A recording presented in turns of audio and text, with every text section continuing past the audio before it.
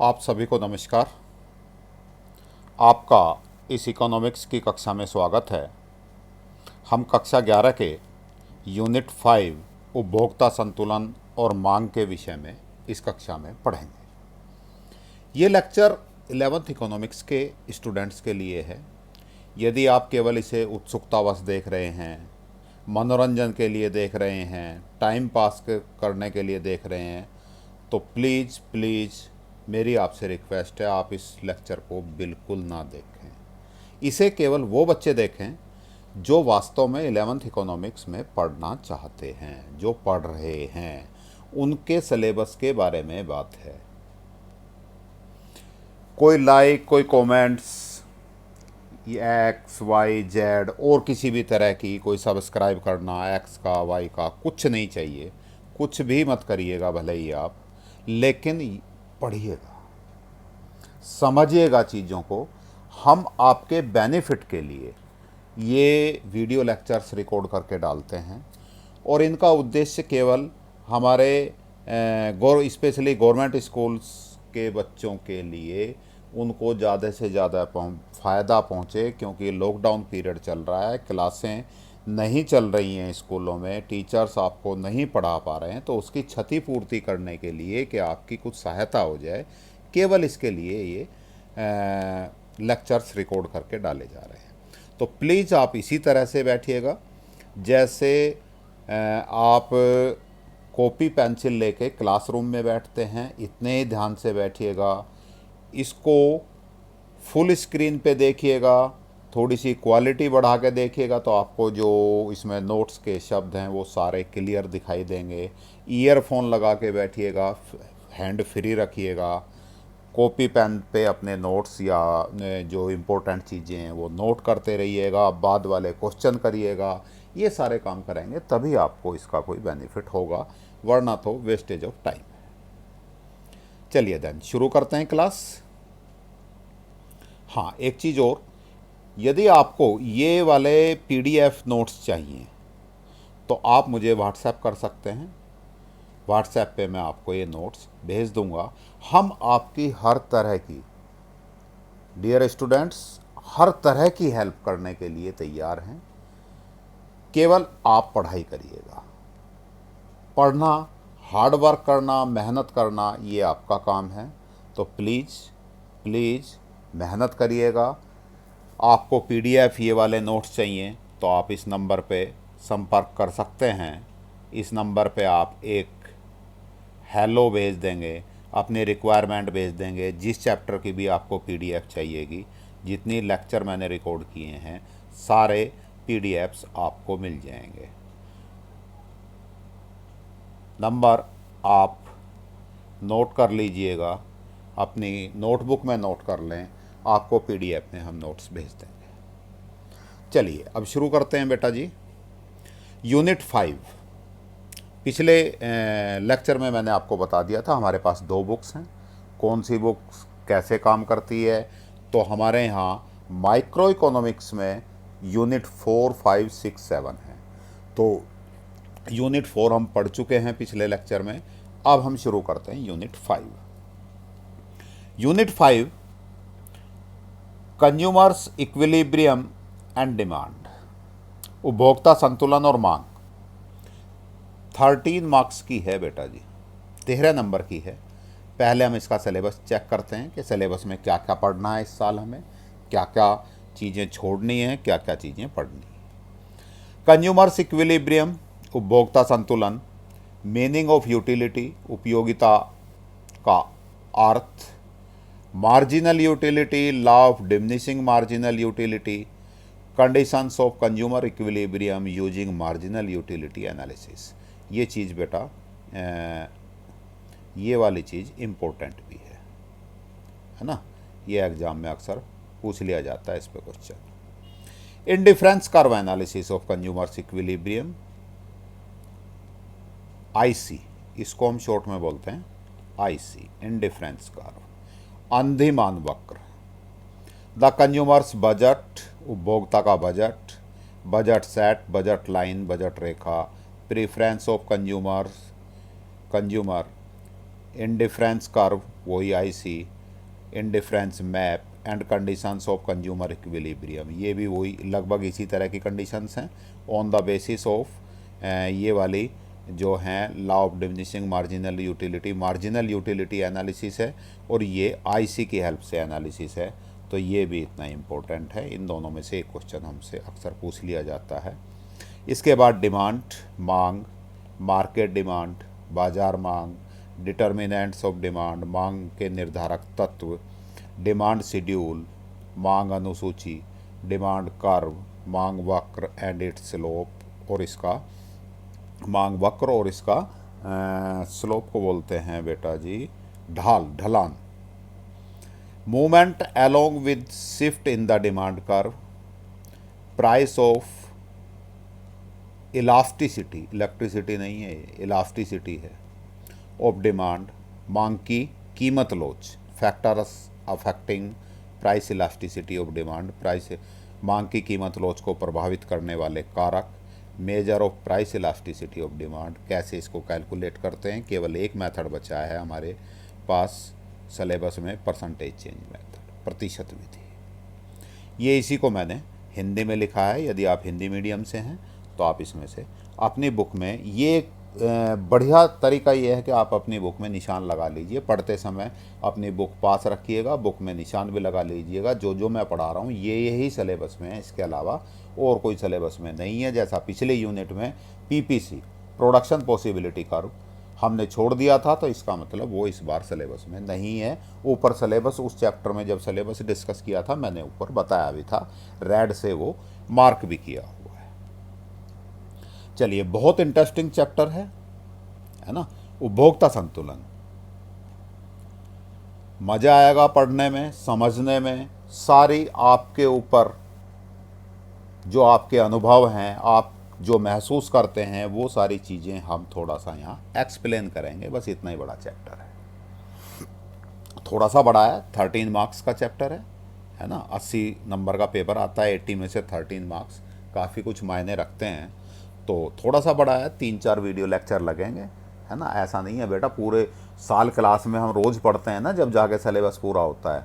यहाँ ये 13 मार्क्स का जो हमारा काम है, हम केवल और केवल मान लीजिए 4 या 5 चैप्टर, 5 लेसन्स में कंप्लीट कर लेते हैं तो काफ़ी कुछ हम कवर कर रहे हैं।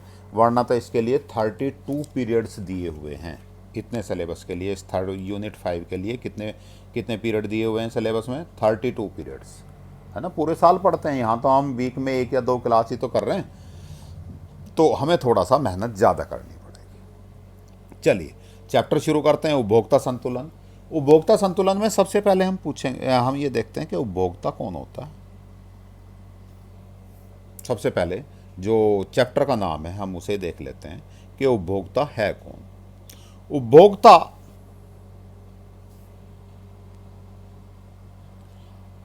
वह आर्थिक एजेंट है जो अपनी आवश्यकताओं को प्रत्यक्ष रूप से संतुष्ट करने के लिए अंतिम वस्तुओं और सेवाओं का प्रयोग करता है। समझ आई बात? कंज्यूमर वो व्यक्ति है जो अपनी आवश्यकताओं को, अपनी ज़रूरतों को पूरा करने के लिए सीधे सीधे पूरी करता खुद ही। अंतिम वस्तुओं और सेवाएं, ऐसी वस्तुएं और सेवाएं जिनमें अब आगे किसी भी तरह की मूल्य वृद्धि, किसी भी तरह की कोई चेंजेज आना नहीं आना है, ऐसी चीज़ों का वस्तु और सेवा। वस्तु तो आप जानते ही हैं, सेवाएं जैसे आप मुझसे सेवाएं ले रहे हैं, ये तो खैर फ्री सेवाएं हैं, लेकिन जो आप स्कूल में टीचर पढ़ाते हैं तो वो तनख्वाह लेते हैं, आप भले ही नहीं दे रहे पैसा, वो एक अलग चीज़ है। तनख्वाह लेके आपको सेवाएं दे रहे हैं। एक डॉक्टर आपको सेवा देता है, एक वकील आपको सेवा देता है, तो ये भी एक तरह का कंजप्शन है। आप उपभोग करते हैं इन सेवाओं का, है ना, उपयोग करते हैं। तो अपनी आवश्यकताओं को प्रत्यक्ष रूप से संतुष्ट करने के लिए अंतिम वस्तुओं और सेवाओं का प्रयोग करता है, वो उपभोक्ता है। जैसे आप समोसा खाते हैं बाज़ार में, आइसक्रीम खा रहे हैं, है ना, तो आपकी मदर बाज़ार से सब्जियां, दूध, चाय, चीनी और आटा, ये सब चीज़ें खरीद के लाती हैं, तो आपकी मदर उपभोक्ता हो गई। आपका परिवार उपभोक्ता है। अब ये उपभोक्ता ऐसा तो नहीं है कि चाहे जो खर्च कर दें। हम आप ही के सारे एग्जाम्पल लेके चलेंगे कि हम ये कहते हैं कि आपको जेब खर्च के एक वीक में मान लीजिए 50 रुपये मिले, है ना, पॉकेट मनी के रूप में। अब आप वो 50 रुपये बाज़ार में खर्च करके अपनी आवश्यकताओं की संतुष्टि करते हैं, अपनी आवश्यकताएं पूरी करते हैं। आपका मन कर रहा है केले खाने का, केले खाएंगे। आपका मन कर रहा है आइसक्रीम खाने का, आइसक्रीम खाएंगे, है ना। आपका मन कर रहा है एप्पल खाने का, एप्पल खाएंगे। तो आप अपनी संतुष्टि करते हैं। लेकिन ऐसा तो नहीं है कि जेब में 50 रुपये रखे और चल दिए और जो सामने दिखाई दिया वो ही खरीदा खा लिया। आप सोच समझ के खर्च करते हैं ना, क्या खरीदूं, क्या खाऊं, क्या ना खाऊं। बाज़ार में तो सभी चीज़ें सभी चीज़ें खरीदने के लिए रखी हुई हैं, सब बेचने के लिए बैठे हुए हैं दुकानदार।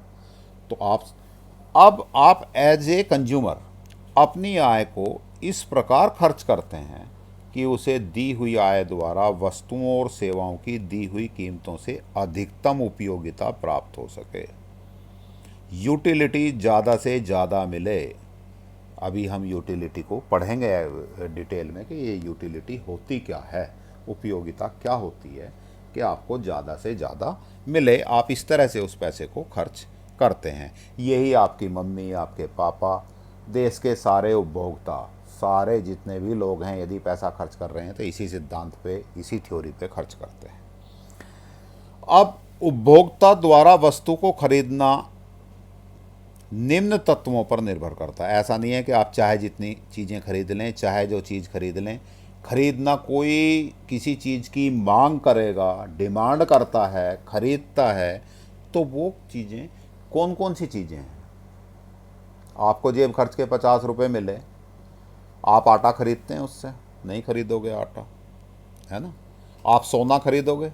नहीं खरीदोगे, है ना। हंस रहे होगे कि 50 रुपये में सोना आएगा ही कितना, खरीदेंगे भी तो क्या, आपके लिए उपयोगी नहीं है। तो वस्तु की कीमत, आप किसी चीज़ की मांग करते हैं, उस चीज़ के उपभोक्ता बनते हैं, उसके लिए ये तत्व होते हैं। वस्तु की कीमत, प्राइस ऑफ गुड्स, उन वस्तुओं की कीमत कितनी है, क्या आपके बजट में वो वस्तुएं हैं या नहीं है। आपके बजट में हैं तो हो सकता है आप खरीदें, हो सकता, और बजट में नहीं है तो आप खरीद ही नहीं सकते। तो पहली चीज़ वस्तु की कीमत। दूसरा, वस्तु की सीमांत उपयोगिता, कि वो वस्तु आपके लिए कितनी उपयोगी है। आपको जेब खर्च के मिले 50 रुपये, आप जाके 1 किलो सीमेंट नहीं खरीदते, क्योंकि सीमेंट की आपके लिए कोई उपयोगिता नहीं है। जिसके लिए उपयोगिता है वो सीमेंट का पूरा बैग खरीदता है, पूरी बोरी खरीदता है। तो वस्तु की सीमांत उपयोगिता, अभी आप सिर्फ उपयोगिता का अर्थ समझो कि कितना उपयोगी है। सीमांत उपयोगिता अभी नेक्स्ट में हम आगे अभी 10 मिनट बाद ही पढ़ेंगे सीमांत उपयोगिता क्या होती है। तो वस्तु की कीमत कितनी है, वस्तु की उपयोगिता कितनी है, मुद्रा की सीमांत उपयोगिता, आप अपने पैसे, आपके पैसे कितने उपयोगी हैं। जब आप कोई चीज़ खरीदते हैं, जब आपको सामने एक एप्पल दिखाई देता है, एक सेब दिखाई देता है ठेले पे रखा हुआ, केले दिखाई देते हैं, तो केले मान लीजिए 60 रुपये दर्जन हैं, तो आपको जेब से 60 रुपये खर्च करने पड़ेंगे जब आपको 12 केले मिलेंगे। तो दोनों चीज़ें हैं, 60 रुपये खर्च करने का दुख, है ना, कष्ट होगा ना, 60 रुपये खर्च जेब से बाहर निकल जाएंगे, और केले मिलने की खुशी, इन दोनों की आप तुलना करते हैं। तो यदि आपको पैसे की सीमांत उपयोगिता, पैसा आपके लिए बहुत उपयोगी है, मम्मी ने दिया है पैसा फीस देने के लिए, तो आप उससे शर्ट नहीं खरीद सकते। क्यों? क्योंकि आपके लिए फीस से ज़्यादा, शर्ट से ज़्यादा उपयोगिता फीस की है। तो आपके लिए मुद्रा की सीमांत उपयोगिता। व्यक्ति के पास धन की योग्यता, आप किसी चीज़ को खरीदना चाहते हैं, उसके उपभोक्ता बनना चाहते हैं, तो आपके पास इतना पैसा होना चाहिए। मैं एक कार के शोरूम के आगे से निकल रहा हूँ, मेरा कार खरीदने का मन है, मैं चाहता हूँ कार का उपभोक्ता बन जाऊँ, लेकिन मेरे पास धन की योग्यता नहीं है, इतना पैसा ही नहीं है, मैं खरीदूंगा कहाँ से। वस्तु को प्राप्त करने की प्रबल इच्छा, ये सारी चीज़ें होते हुए भी ज़रूरी नहीं है कि मैं वो वस्तु खरीदूँ। मेरे पास 10,000 रुपये हैं और मैं एक दुकान में देख रहा हूँ, एक मान लीजिए शर्ट है, 700 रुपये की शर्ट है, और मेरी जेब में भले ही उस समय 1000 रुपये हैं, तो पैसा तो है, धन की योग्यता तो मेरे पास है। शर्ट कितने रुपए की? 700 रुपये की। और तो इसका मतलब धन तो है मेरे पास, 700 से ज़्यादा ही है, 1000 रुपये हैं मेरे पास। वस्तु की कीमत भी ठीक ठाक है, शर्ट है, 700 रुपये में मैं ख़रीद सकता हूँ। लेकिन वस्तु को प्राप्त करने की प्रबल इच्छा नहीं है मेरी। मैं हमेशा ही शर्ट नहीं खरीद लेता जब जब मेरी जेब में 1000 रुपये होते हैं। कभी मुझे जब चाहिए तब खरीदता हूँ, जब मुझे इच्छा नहीं होती शर्ट खरीदने की तब उस पर मैं 700 रुपये भी खर्च नहीं करूँ। तो वस्तु का खरीदना, या अगले इसी चैप्टर में हम जब डिमांड की, मांग की बात करेंगे, तब हम बात करेंगे कि डिमांड किन तत्वों पर निर्भर करती है, वो भी यही है। इन सारी चीज़ों का होना आवश्यक है यदि आप उपभोक्ता हैं या किसी वस्तु की मांग करते हैं। धन खर्च करने की तत्परता, पैसा खर्च करने का आप में मादा भी होना चाहिए, है ना, तत्परता होनी चाहिए, ईगरनेस होनी चाहिए कि आप उस पैसे को खर्च करने के लिए तैयार हैं। चलिए अब बात करते हैं उपयोगिता की। यूटिलिटी, आगे से हम थोड़ा सा ध्यान रखेंगे कि जो डेफिनेशंस हैं वो हम इंग्लिश में भी इसमें लिखना शुरू करें, जिससे इंग्लिश मीडियम के बच्चों को भी कम से कम डेफिनेशंस मिल जाएं। एक्सप्लेनेशन तो सिंपल होता ही है, हिंदी इंग्लिश में काहे में भी उनको समझ आ ही जाता है, लेकिन याद करने के लिए डेफिनेशंस भी मिल जाएं, इसलिए अगली बार से हम इसको थोड़ा सा ध्यान रखें। तो यूटिलिटी होती क्या है? यूटिलिटी का अर्थ है कि किसी वस्तु या सेवा का वह गुण जिसके द्वारा हमारी आवश्यकताएं संतुष्ट होती हैं, ये उपयोगिता कहलाता है। जिससे हमारी उपयोगिता कम संतुष्ट हो जाए। Utility refers to satisfaction derived from the consumption of a commodity, और utility refers to want satisfying power of a commodity, किसी वस्तु के उपभोग से प्राप्त होने वाली संतुष्टि कहलाती है उपयोगिता। आप बहुत गर्मी हो रही है, आपका आइसक्रीम खाने का मन है, और आप आइसक्रीम खाकर जो आपको संतुष्टि मिलती है, जो आपको आनंद मिलता है, जो आपको मज़ा आता है, वो कहलाता है यूटिलिटी। वही आइसक्रीम की उपयोगिता है। हो सकता है आपको आइसक्रीम की उपयोगिता ज़्यादा लगे, मुझे आइसक्रीम की उपयोगिता कम लगे। आपने देखा भी होगा, आप बाज़ार में अपने मम्मी या पापा के साथ जाते हैं तो मम्मी या पापा आपको आइसक्रीम दिलवा देंगे, चॉकलेट दिलवा देंगे, उनके पास पैसे भी हैं, अपने लिए नहीं खरीदते चॉकलेट। क्यों? क्योंकि चॉकलेट के उपभोग से प्राप्त होने वाली संतुष्टि उनके लिए बहुत ज़्यादा नहीं है, आपके लिए ज़्यादा है, तो इसलिए आपको दिलवा देते हैं। अब बहुत ज़्यादा, कम ज़्यादा, इन चीज़ों के बारे में हम अभी आगे बात करेंगे। तो ये उपयोगिता का मीनिंग समझ गए कि आपको किसी चीज़ का उपभोग करने पर, किसी चीज़ को प्रयोग करने पर आपको जो संतुष्टि मिलती है वो कहलाती है उपयोगिता, यूटिलिटी। अब इसको नापते काहे में? यूटिल्स में। किस में नापते हैं? यूटिल में। क्यों? यूटिलिटी है, यहीं से एक शब्द बना लिया यूटिल। जैसे दूरी को हम मीटर में नाप लेते हैं, वजन को किलो में नाप लेते हैं, केजी, किलोग्राम, या हम टाइम को आवर्स में, सेकंड में, मिनट में नापते हैं। इसी तरह उपयोगिता को हम नाप लेते हैं यूटिल्स में।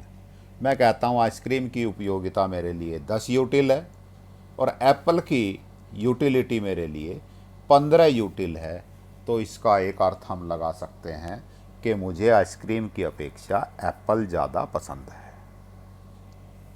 देन आगे बढ़ते हैं। कुल उपयोगिता, यह एक वस्तु की सभी इकाइयों का उपभोग करने पर प्राप्त होने वाली उपयोगिता का कुल जोड़ है।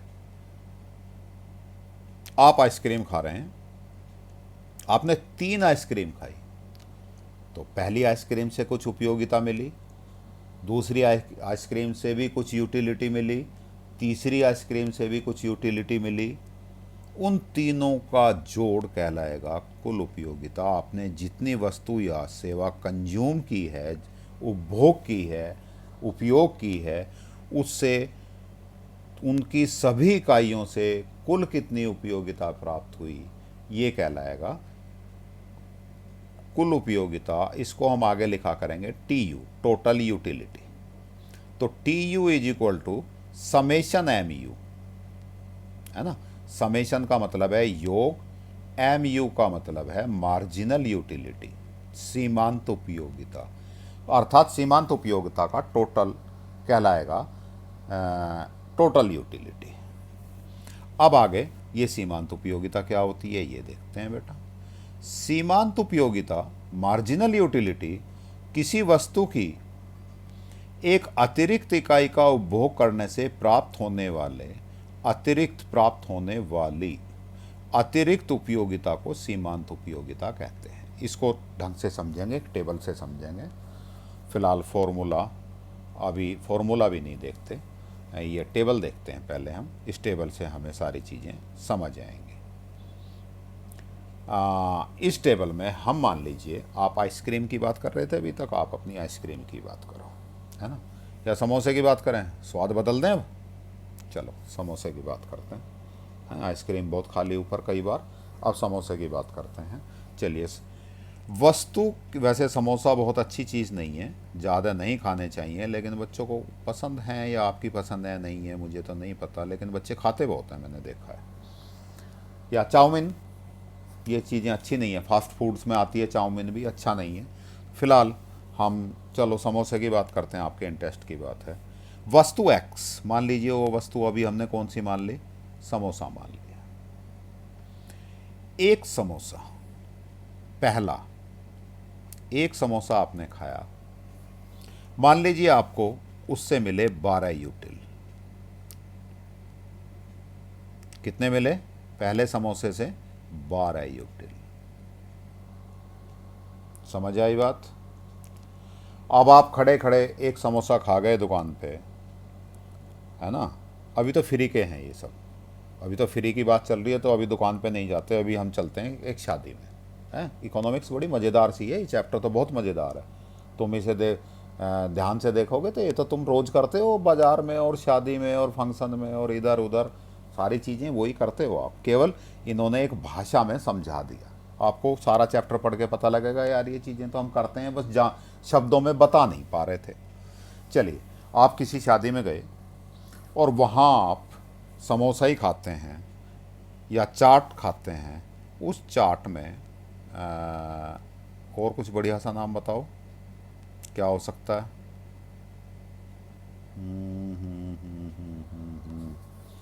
चलिए, महाराष्ट्रियन डिश होती है एक, कौन सी होती है, डोसा मान लेते हैं, चलो साउथ इंडिया की डिश है, डोसे की बात करते हैं।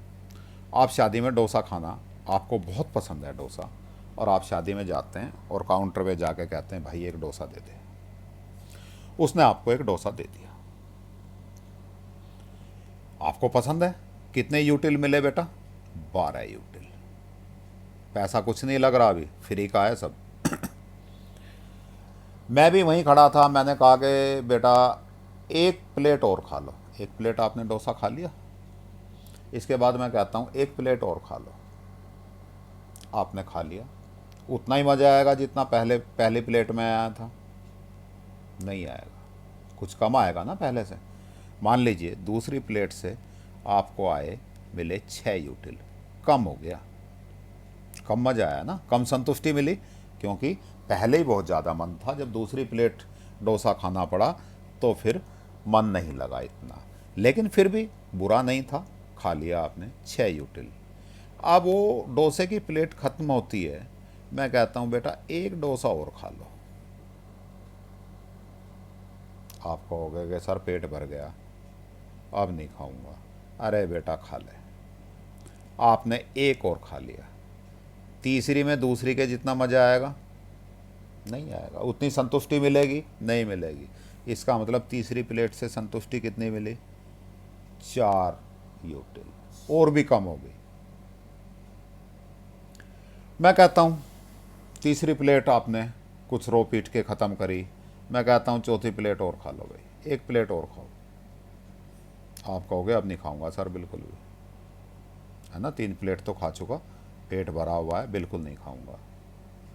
मैंने फिर भी आपसे रिक्वेस्ट करी कि खा लो यार, आपने एक प्लेट और खाई चौथी। उस चौथी प्लेट में पहली प्लेट जितना मज़ा आएगा, इतनी संतुष्टि मिलेगी नहीं मिलेगी, दूसरी वाली की जितनी भी नहीं मिलेगी, तीसरी वाली भी नहीं, केवल आपने मेरी शर्म से चौथी प्लेट खाई, केवल 2 यूटिल मिले।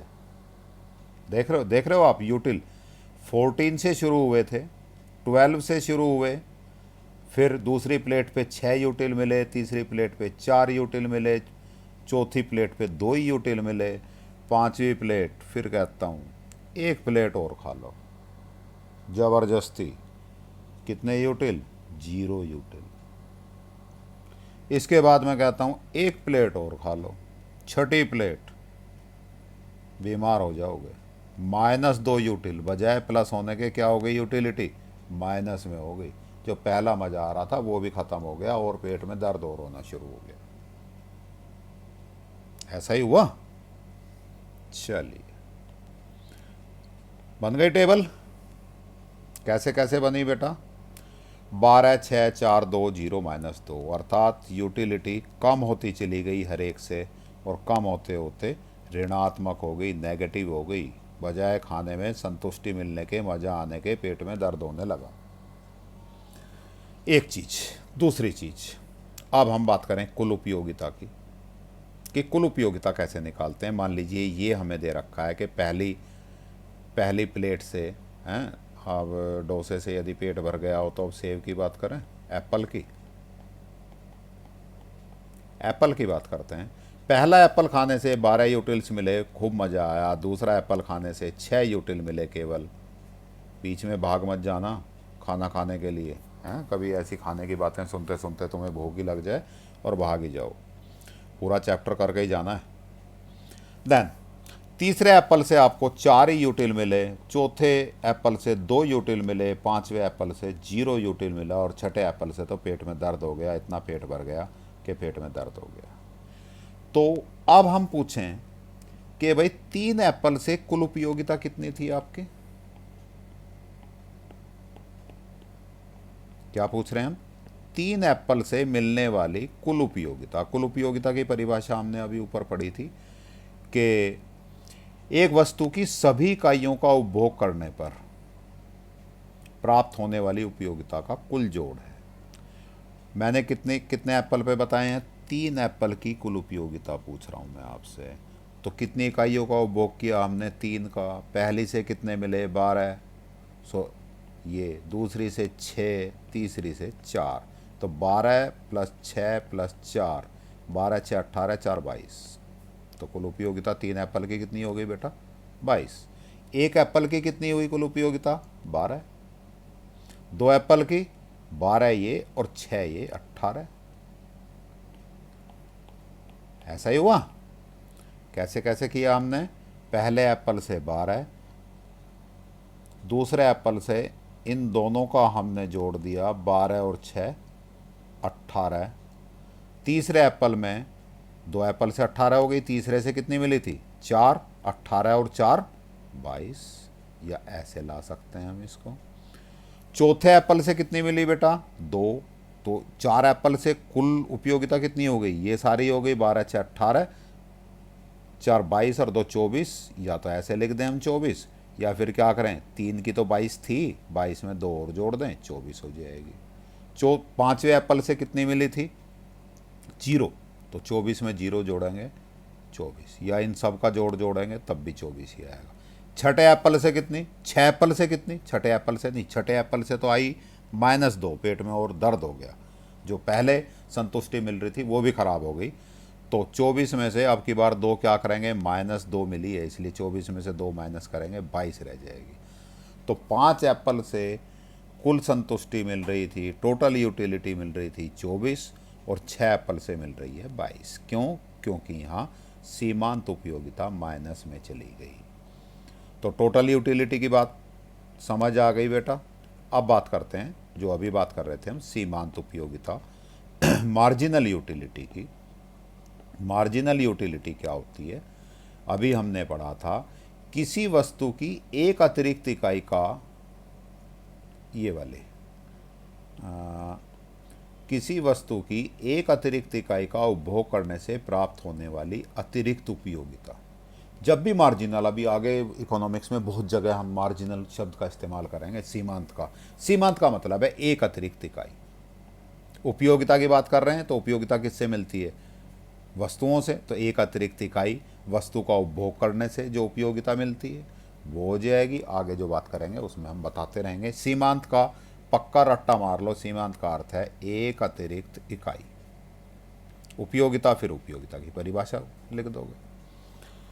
तो एक अतिरिक्त इकाई, मान लीजिए अब हम सीमांत की बात करते हैं। पहले एप्पल से मिली हमें 12, दूसरे एप्पल से कितनी मिली?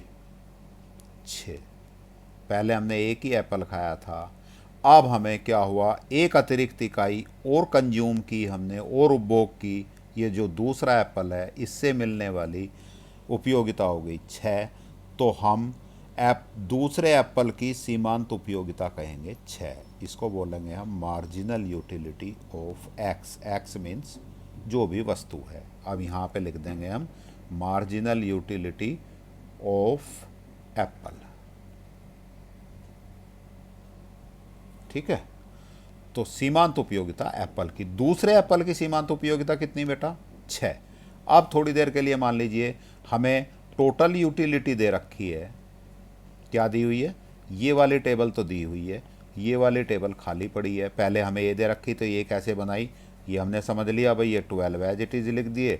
फिर 12 और 6 18, 18 और 4 22, 22 और 2 24, 24 और 0 कितना? अगेन 24। और फिर ये 24 माइनस 2 इज इक्वल टू 22। समझा भी दिया, अब तुम्हें मेथड भी बता दिया। अब मान लीजिए हमें थोड़ी देर के लिए हम मान के चल रहे हैं कि हमें टोटल यूटिलिटी दे रखी है। कुल उपयोगिता तो दी हुई है लेकिन ये नहीं दिया हुआ, मार्जिनल यूटिलिटी सीमांत उपयोगिता नहीं दी हुई है। तब हम कैसे निकालेंगे? पहले एप्पल के लिए टोटल यूटिलिटी 12, एक ही एप्पल है, जितनी टोटल होगी उतनी मार्जिनल होगी, 12 लिख देंगे। दूसरे एप्पल के लिए टोटल यूटिलिटी 18 है। अब इस 18 को कैसे कैसे बाइफरकेट करें भाई? दो एप्पल से मिली है हमें 18 और पहले से मिली है 12, तो दूसरे से कितनी मिली? सिंपल सी चीज़ है, हम इसको ना भी पढ़ें इधर वाली, यहीं से केवल इतनी बात को ही हम देखें। पहले एप्पल से 12, दोनों एप्पल से 18, तो दूसरे एप्पल से कितनी? 6 और जोड़ दें इसमें, तभी तो बनेगी 18। इसका मतलब यहाँ दूसरे एप्पल से मिलने वाली 6। 3 एप्पल की टोटल यूटिलिटी 22, उसमें से पहले दो की 18, तो इन दोनों का जितना डिफरेंस हो तीसरे की आ जाएगी, तभी तो 18 से 22 हुए तीसरा खाते ही। कितने कितने बढ़े? 4, तो 4 हो जाएगी, 4 हो जाएगी। ऐसे यहाँ 2 हो जाएगी, 22 से 24 हुए, यहाँ 24 से 24 ही रहे तो मार्जिनल यूटिलिटी 0 हो गई। बन जाएगी टेबल ये वाली टेबल बन जाएगी। अब तो 12, इसमें से ये माइनस करो यहाँ लिख दो, इसमें से ये माइनस करो यहाँ लिख दो, ये माइनस करो यहाँ लिख दो, ये माइनस करो यहाँ लिख दो, ऐसे ही ये माइनस करो यहाँ लिख दो। 22 में से 24 माइनस करेंगे तो -2 आएगा, वो यहाँ पे लिख दिया। अब इसका निकालने का फॉर्मूला क्या है? ये तो मैंने एक वैसा मेथड बता दिया मोटा सा, निकालते कैसे। इसको निकालने का फॉर्मूला है marginal utility of n is equal to TUN minus TUN minus 1। मैं यहाँ पे लिख देता हूँ MUN is equal to TUN minus TUN minus 1। मान लीजिए हमें थर्ड एप्पल की मार्जिनल यूटिलिटी निकाल ली है। कौन से एप्पल की? थर्ड की। तो यहाँ n इज इक्वल टू हो गया 3। तो यहाँ क्या लिख दूँ बेटा, marginal utility of 3x, third Apple हो गया ये। TUN, total utility of n, एक तरह से ये हो गया TU3 माइनस TU, क्योंकि n की वैल्यू कितनी है 3 है ना, तो यहाँ रख दिया मैंने 3। n-1, 3 में से एक गया 2, तो MU3x is equal to total utility of third कितनी है 22 minus TU2, total utility of 2 units कितनी है 18 is equal to 4। Marginal utility आ गई बेटा जी 4, है ना। कैसे निकली समझा दिया। TU6 की निकालूं, MU6 फॉर्मूला क्या था मेरा, MUX is equal to TUN minus TUN minus 1। यहाँ n इज इक्वल टू कितना आ जाएगा 6, क्योंकि हम 6 एप्पल की मार्जिनल यूटिलिटी निकालना चाहते हैं। तो हम क्या लिख दें, MU6 is equal to TU6 minus TU6 minus 5, 6 minus 1 ऐसे ही हो जाएगा, तो 5 हो गया है, अर्थात इससे एक कम। तो MU6 is equal to TU6 कितनी है बेटा, टोटल यूटिलिटी वाली टेबल में यहाँ कितना लिखा हुआ है 22, माइनस TU5 कितना है 24। 22 माइनस 24 कितने हुए बेटा, बड़े में से छोटी संख्या घटा दो और साइन बड़े का लगा दो, सिंपल फॉर्मूला ये है। तो 24 में से 22 घटा दो और साइन कौन सा लगा दें हम, बड़े वाले का। बड़े वाले का साइन क्या है माइनस। समझ आ गई बात। अब देखो ज़रा दोबारा से, दिमाग में बिल्कुल पक्का बिठा लो, फॉर्मूला समझ आ गया। MUN is equal to TUN minus TUN minus 1, जो मैंने यहाँ पे लिखा था। परिभाषा क्लियर हो गई होगी, टोटल यूटिलिटी समझ आ गई, अब आपको क्लियर हो गई बात टोटल यूटिलिटी क्या होती है। टोटल यूटिलिटी का फॉर्मूला समझ आ गया। टोटल यूटिलिटी का भी चलो एक फॉर्मूला आप कैसे लगाओगे ये मैं आप समझा देता हूँ। TU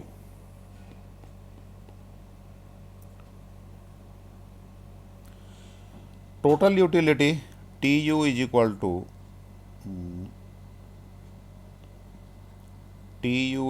टू समेशन MU, ये वाला फॉर्मूला था। TU5 is equal to summation MU 5 तक के सारे जोड़ लो, कितने हो गए 12 प्लस 6 प्लस 4 प्लस 2 प्लस 0, कितने हो गए 24, ये 24 हो गया बेटा। TU3 समेशन MU कहाँ तक की, 3 तक की मार्जिनल यूटिलिटी, 3 एप्पल की मार्जिनल यूटिलिटी कितनी 12 6 4, 12 प्लस 6 प्लस 4 कितनी हो गई 22, ये आ गई। कर लोगे, आगे बढ़ें, ये सारा कॉन्सेप्ट ढंग से क्लियर हो गया। आगे बढ़ते हैं बेटा जी, अब इसका ग्राफ बनाते हैं। किसका बना रहे हैं हम, इसी टेबल का, है ना। यहाँ ग्राफ बनाने की बात थोड़ा सा टाइम लग रहा है शुरू में ग्राफ बनाने की बात मैं आपसे करूँ तो हमें इस तरह से आगे आगे ग्राफ ऐसे नहीं बनाने कि हम जो ग्राफ बनाते हैं भाई यहाँ पे 0 और 1 2 3 4, हमेशा ऐसा ज़रूरी नहीं है जैसा इसमें कर रखा है ना। ग्राफ बनाने के लिए आप सिंपल सा जो ग्राफ का ये बना हुआ है इसका एंगल ठीक बनना चाहिए, बाकी और ख़ास ज़रूरत नहीं है। ये ग्राफ देखो समझो ज़रा, ये वाली चीज़ है TU और ये वाला ग्राफ बनाया है हमने MU का, यहाँ पे लिखे हुए भी हैं ये चित्र। इसमें से ज़्यादातर टेबल और चित्र मैंने कहाँ से लिए हैं, NCERT की बुक से लिए, चलिए, एक एप्पल के लिए TU 12 है, कहाँ निशान लगा दूं बेटा? ये वस्तु की मात्रा एप्पल हो गया, एक के 12, यहाँ 10 था, यहाँ 12 हो गया। फिर 12 के बाद कितना है? अभी हम TU का बना रहे हैं बेटा, 18, फिर 22, 24, 24। 2 के लिए 18, ये 20 से थोड़ा सा नीचे लगा दिया। फिर कितना? 3 के लिए 18 के बाद 22, 20 से थोड़ा सा ऊपर लगा दिया। 4 के लिए 24, 5 के लिए फिर 24, 6 के लिए 22, फिर नीचे आ गए। समझ आई बात? पहले ग्राफ ऊपर गया, फिर ग्राफ नीचे आना शुरू हो गया। अब इसकी बात करें मार्जिनल यूटिलिटी की। मार्जिनल यूटिलिटी कितनी है? पहले एप्पल के लिए 12 है, दूसरे के लिए 6 है, तीसरे के लिए कितनी? 4, फिर 2, फिर 0, फिर -2। ये कितनी थी? 12। ये कितनी थी बेटा? 18। ये कितनी थी? 22, 24, 24 और ये फिर 22। समझ आ गई बात? ऐसे ग्राफ बनेगा। अब इस ग्राफ में आपको, जब आप पेपर में बनाएंगे तो इस तरह से नहीं बनाएंगे कहानी। पेपर में सिर्फ इतना बनाना है आपको ग्राफ, मैं आपको बना के बता देता हूँ कि मार्जिनल यूटिलिटी और टोटल यूटिलिटी का ग्राफ कैसे बनाना है। एक लाइन ऐसे खींचोगे आप,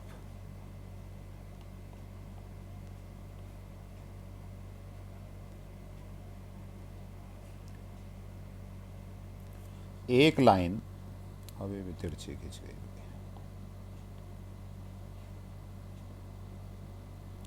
एक लाइन ये हो गई, एक लाइन ये हो गई।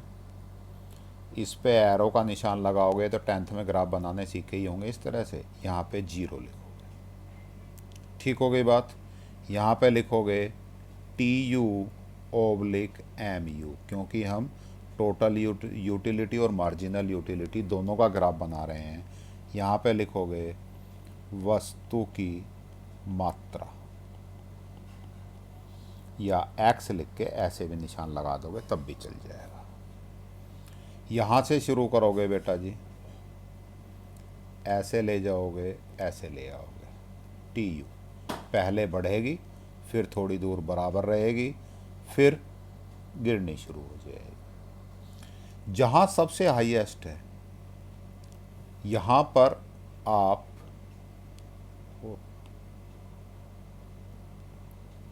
जहाँ सबसे हाईएस्ट है यहाँ से एक डॉटेड लाइन ले आओगे नीचे स्केल से, और इसको ले जाओगे बेटा ऐसे, ये बना दोगे MU, मार्जिनल यूटिलिटी। ये ऐसा क्यों है, अभी बात करते हैं। इन दोनों में क्या संबंध है? किस किस का? टोटल यूटिलिटी TU और मार्जिनल यूटिलिटी का relation, the relationship between TU and MU। जब तक MU धनात्मक रहती है, पॉजिटिव रहती है, टोटल यूटिलिटी बढ़ती रहती है। देखिए, धनात्मक का मतलब है, इस ग्राफ का मतलब समझते हो कैसे बनाते हैं? तुम्हें 10th में बताया किसी ने? ग्राफ वास्तव में ग्राफ पेपर पे ऐसे बनता है बेटा, ये 2 लाइनें होती हैं, ये फर्स्ट क्वाड्रेंट, ये सेकंड क्वाड्रेंट, ये थर्ड क्वाड्रेंट, ये फोर्थ क्वाड्रेंट।